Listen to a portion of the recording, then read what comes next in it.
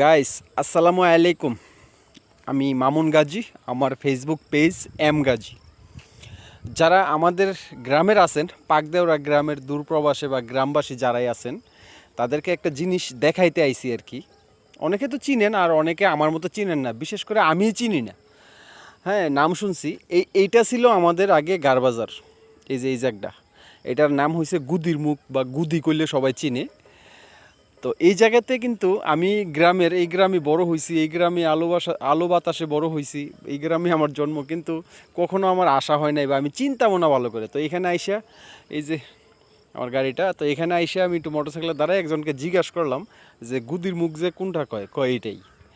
তো এই জায়গাটার অনেক নাম ডাক শুনছি, বা আগের আমাদের জন্মের আগের গ্রামের মেইন বাজার ছিল এটা। তো এখান থেকে পরে সরাইয়া নিয়ে গেছে গ্রামের ভিতরে। তো এইটাই তো একটা আমাদের ঐতিহাসিক জায়গা আর কি, গুদির মুখ। আর এই যে হইতেছি আমি। তো বিষয়টা হইতেছে আমাদের গ্রামটা অনেক বড়, লম্বা আর কি, উত্তরে আর দক্ষিণে অনেক লম্বা।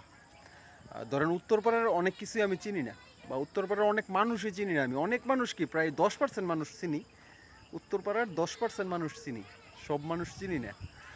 আর এই জায়গাতে আমার কখনো আসা হয় নাই। হ্যাঁ, বর্ষাকালে অবশ্য নৌকা দিয়ে এদিক দিয়ে আসা যাওয়া করছি, কিন্তু পায়ে হাইটটা কোনো সময় আসা হয় নাই, এই ফার্স্ট। তো এই হইতেছে আমাদের গুদির মুখ, ঠিক আছে, বা গুদির মুর, বা আগেও কইতো গুদি, অথবা এটা গার বাজার। এটাকে পরে এখান থেকে মাটি টাটি কাইটা এটা পুকুর বানানো হয়েছে আর কি।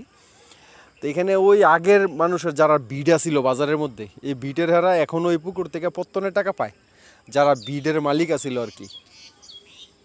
হুম। তো এইটাছে পরিচিত। আর এইটাই কিন্তু আমাদের গ্রামের শেষ সীমানা। আর এই যে আমাদের বুড়ির গাং, এই যে এই দিকটা দেখেন, এটা আমাদের দেওরার সাইড, এই দিক দিয়ে কিন্তু একবারে গ্রামের সাইডে লাইগা রয়েছে। হুম। তো এই যে থেকে দেখেন ওই যে ডালপাড় গ্রাম দেখা যায়, এইটা এইটা ওই ডালপাড় হইতেছে সেন্দা দক্ষিণ মাথা, আর আমি এখন দাঁড়াই আছি উত্তর মাথা। আবার এই সাইডটা পড়ছে বলিবাড়ি, এই যে এটা বলিবাড়ি। তো এই যে এটা সম্ভবত বলিবাড়ির কবরস্থান। তো এই হইতেছে পরিস্থিতি আর কি, বুঝছেন। এক গ্রামে থাইকা এক গ্রামেরই অনেক কিছু চিনি না আমি। তো গাইস, যে যেখান থেকে ভিডিওটি দেখতেছেন একটু শেয়ার করে দিয়েন, যেন আমাদের গ্রামবাসী সবাই দেখতে পায়। অনেকের হয়তো এটা অনেক স্মৃতি মনে পড়বে আর কি। এই হইতেছে পরিস্থিতি।